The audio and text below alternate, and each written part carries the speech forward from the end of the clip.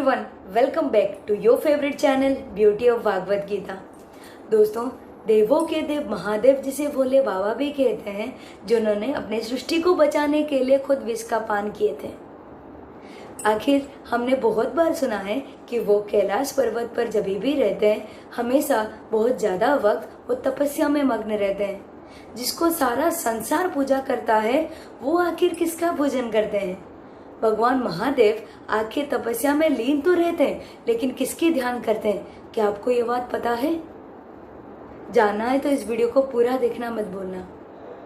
भगवान महादेव यानी कि भगवान शिव जी हमेशा विष्णु जी के अवतार यानी सत्य युग में जन्मा हुआ भगवान श्री राम का पूजन करते हैं।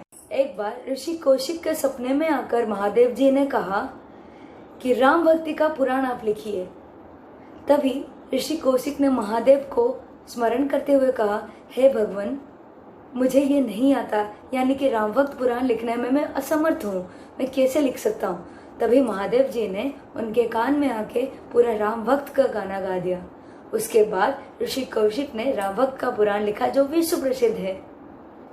महादेव आखिर तपस्या में लीन होते वक्त माता पार्वती ने आकर महादेव जी से पूछा, हे भगवान, पूरी सृष्टि अगर आपकी तपस्या में लीन है, तो आखिर आप किसकी तपस्या कर रहे हैं? तो आप तो देवों के देव हैं, तो आखिर आप किसकी तपस्या कर रहे हैं?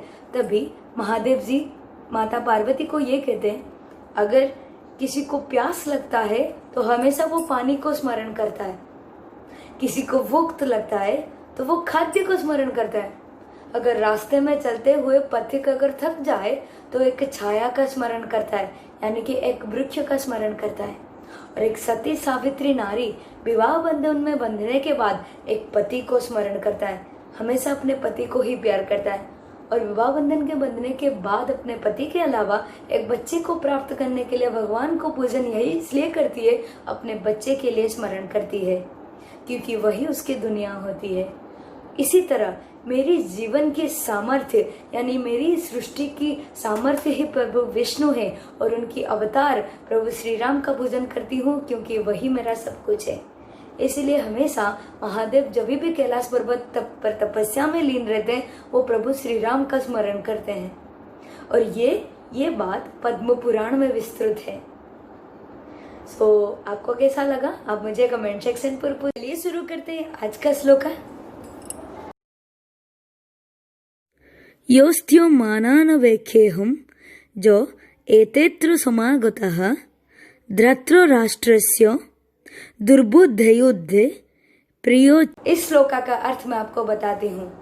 कौरवों के सबसे बड़े भाई यानी कि दुर्योधन, जो कि अपने पिता धृतराष्ट्र और मामा शकुनी मामा के कहने के बातों पर ही हमेशा चलते थे, यानी कि उनके साथ जो भी थे, यानी कि उनके भाई और उनके सैन्य जो भी उनके साथ में थे, उन्हीं की बात सुनते थे। और हमेशा पांडवों को हराने के लिए उनके पास कुछ ना कुछ प्लान होता था, और वो कभी भी पांडवों के साथ नेगोशिएट करने के लिए रेडी नहीं होते थे, यानी कि शांति की प्रतिष्ठा करने के लिए कभी तैयार नहीं होते थे, यानी कि युद्ध के लिए हमेशा तैयार रहते थे। और वहां से पांडवों के भाई यानी कि अर्जुन हमेशा कुरुक्षेत्र युद्ध में कौन कौन शामिल है वो हमेशा जानना चाहते थे, ताकि वो शुरू से ही अपने सैन्य को गठन करना चाहते थे। और इसके अलावा उनको ये भी पता था, अगर भगवान श्री कृष्ण खुद मेरे पार्थसारथी है तो कौन उन्हें हरा सकता है। और हमेशा वो दुर्योधन को यही समझाते थे कि हमें शांति की प्रतिष्ठा करनी चाहिए, लेकिन उनकी बात पर कभी दुर्योधन ने साथ नहीं दिया, यानी कि हमेशा युद्ध के ओर चढ़ने लगे।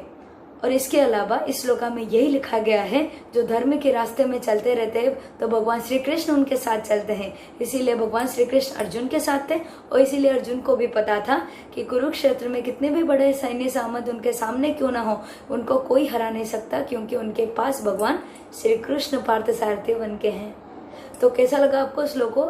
आप मुझे कमेंट सेक्शन पर बता सकते हैं। So I will be back with my next video, so stay tuned and don't forget to subscribe my channel if you want to get many more videos like this. Thank you and Hare Krishna.